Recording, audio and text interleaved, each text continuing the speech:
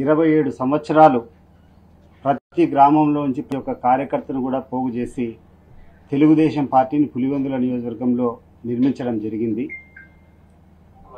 కానీ నేను ఎంత కష్టపడినా, నేను ఎన్ని కష్టాలు పడి ఎన్ని ఒడిదుడుకుల్లోనే తెలుగుదేశం పార్టీకి కష్టపడినా కూడా అక్కడనేటువంటి నాయకత్వానికి నేను చేసినటువంటి కష్టానికి తగిన ప్రతిఫలం ఇవ్వాల్సింది పోయి నన్ను ఒక లాలూచిబడినటువంటి నాయకునిగా, నేను వాళ్ళు ఇచ్చినటువంటి నిధులు దుర్వినియోగం చేసినటువంటి నాయకునిగా నా మీద అక్కడక్కడ మాట్లాడడం జరిగిన తర్వాత మనస్తాపానికి గురై 2020 సంవత్సరంలో తెలుగుదేశం పార్టీని వదిలిపెట్టడం జరిగింది.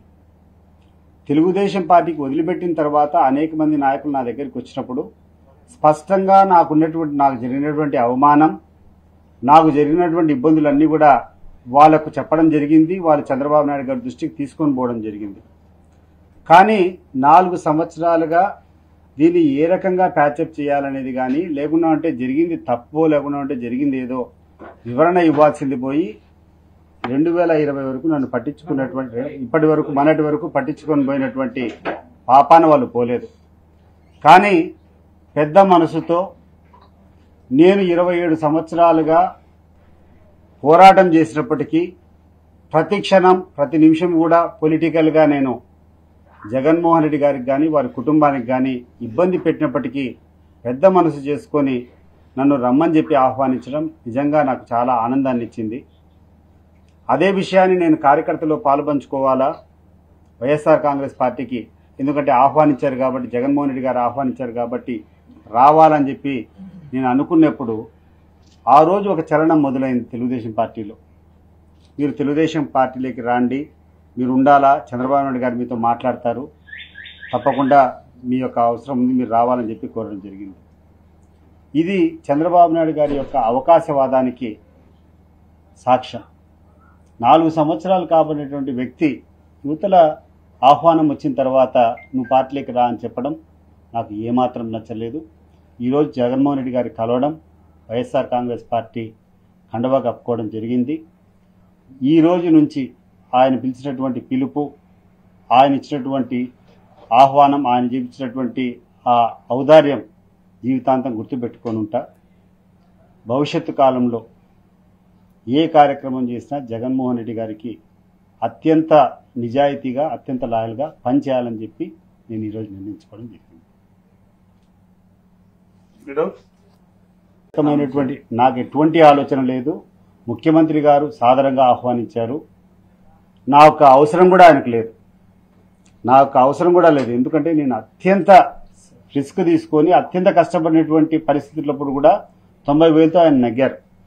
నా అవసరం 1% కూడా లేనప్పటికీ కూడా ఆయన ఎందుకు పిలిచాడు నాకైతే అర్థం కావడం లేదు. ఆయన ఏ బాధ్యతలు చెప్పినా ఆ బాధ్యతలు శిరసా వహిస్తాను, ఆ బాధ్యతలను సమర్థవంతంగా నిర్వహిస్తా తప్పితే నేనంటూ నాకు ఇది కావాలని చెప్పి జగన్మోహన్ రెడ్డి గారిని కోరేటువంటి పరిస్థితి లేదు, అవసరం కూడా నాకు లేదు. చంద్రబాబు గాని లోకేష్ గాని మిమ్మల్ని గుర్తించలేదు సార్ పార్టీలో. మీరు పార్టీ మారుతాను, మీరు డిప్యూటీ చైర్మన్ కూడా పనిచేశారు, ఇది కాదు కాబట్టి మిమ్మల్ని గుర్తించలేదా రమ్మని కానీ మాట్లాడదామని?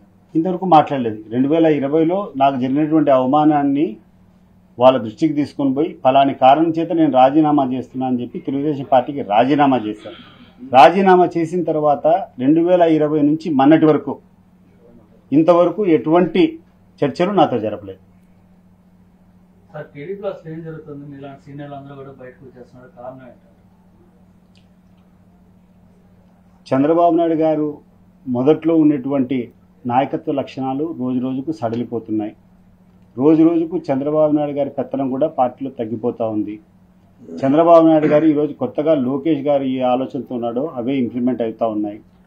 లోకేష్ గారి నాయకత్వము ఇది ఒక వ్యాపార ధోరణితో ఉంది తప్పితే ఒక పార్టీ వ్యవస్థ కానీ, ఇది ఒక రాజకీయ పార్టీ నడిపే స్థాయిలో కానీ ఆ స్టైల్లో లేదు. పూర్తిగా ఇది ఒక వ్యాపార సంస్థ అయిపోయింది. చాలా మంది, నేను కాదు, ఇక్కడ ఉన్నటువంటి తెలుగుదేశం పార్టీ నాయకులకి అందరికి కూడా అదే ఫీలింగ్ ఉంది. ఈరోజు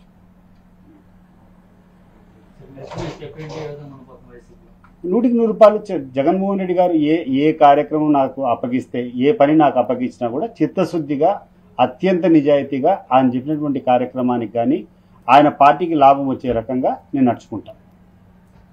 సార్ ఎంతకాలం మీరు టీడీపీ జగన్ కుటుంబానికి వ్యతిరేకంగా పనిచేస్తారు, ఈ రోజు జగన్ కలిసినప్పుడు అదే విధంగా రిసీవ్ చేసుకున్నారు. చాలా ఆప్యాయంగా నన్ను రిసీవ్ చేసుకున్నారు. ఆయన చాలా ఔదార్యం చూపించాడు ఆ విషయంలో. నిజంగా జీవితాంతం దీన్ని గుర్తుపెట్టుకుంటా. ఈరోజు జగన్మోహన్ రెడ్డి గారు చూపించినటువంటి అభిమానం చూసిన తర్వాత ఎందుకు ఈ కుటుంబం మీద ఇన్ని రోజులు నేను పోరాటం చేశానటువంటి బాధ కూడా నాలో కలిగింది.